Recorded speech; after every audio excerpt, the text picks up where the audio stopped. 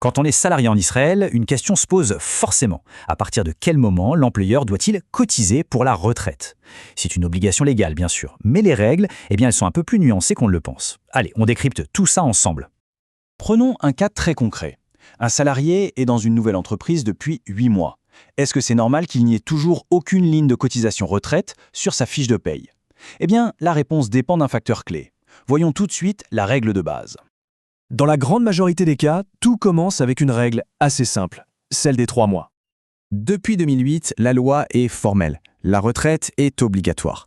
L'obligation de l'employeur de verser des cotisations, elle s'enclenche après 3 mois d'ancienneté. C'est un point de départ qui est fixe, qui n'est pas négociable. Et c'est là qu'arrive un détail absolument crucial. Oui, l'obligation commence au bout de 3 mois, mais attention, ces 3 premiers mois ne sont pas perdus pour l'épargne. Comment c'est possible? Grâce à ce qu'on appelle l'effet rétroactif.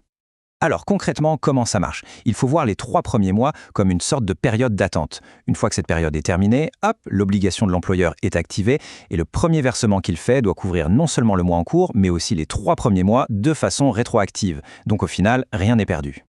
Mais attention, il y a un mais. Cette règle des 3 mois a une exception majeure, et elle concerne beaucoup de monde, notamment les nouveaux immigrants. Dans certains cas, une autre règle s'applique, celle des 7 mois. La situation est complètement différente si le salarié n'a jamais eu de caisse de retraite ouverte en Israël.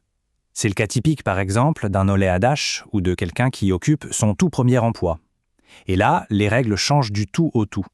Et la différence, elle est fondamentale. Dans le cas général, l'obligation commence après 3 mois et c'est rétroactif.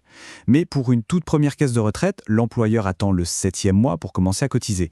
Et là, le point crucial, c'est qu'il n'y a pas d'effet rétroactif. Les 6 premiers mois ne sont donc tout simplement pas cotisés. Ok, passons à une autre question très fréquente. Le salaire variable. Qu'est-ce qu'on fait des bonus, des commissions? Est-ce que ça compte dans le calcul de la retraite? La réponse est oui, dans la très grande majorité des cas. Les commissions, les bonus qui reviennent régulièrement, les primes sur objectif, tout ça est bien inclus dans le salaire de base pour le calcul. Le seul cas où ça pourrait être exclu, c'est pour un bonus qui est jugé vraiment exceptionnel, non récurrent.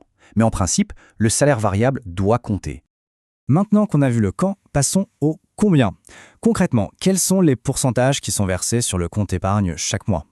Alors, la cotisation est partagée. Le salarié, lui, voit 6% de son salaire brut prélevé, mais l'employeur contribue bien plus. Il verse 6,5% pour la partie retraite pure et il ajoute 6% pour une autre composante qui est essentielle, les indemnités de départ, les fameux PITSWIM.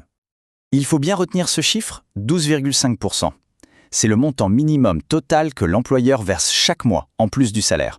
C'est une contribution vraiment massive à la sécurité financière future de ses employés. D'ailleurs, ces fameux PITSWIM, qu'est-ce que c'est exactement? En fait, c'est une sorte d'épargne forcée, financée à 100% par l'employeur. Cette somme est mise de côté et sera versée comme indemnité en cas de départ de l'entreprise. C'est un filet de sécurité essentiel qui est directement intégré au plan de retraite. Bon, récapitulons un peu. Face à toutes ces règles, qu'est-ce qu'il faut absolument garder en tête? Voilà les points vraiment essentiels.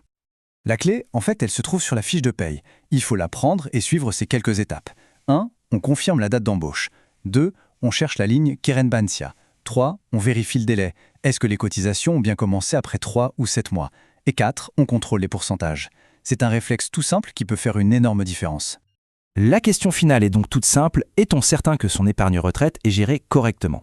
Comprendre les règles, c'est la première étape, mais agir, c'est la seconde. Alors il ne faut pas attendre. Prendre 5 minutes pour vérifier sa fiche de paye, c'est s'assurer de sa tranquillité pour l'avenir.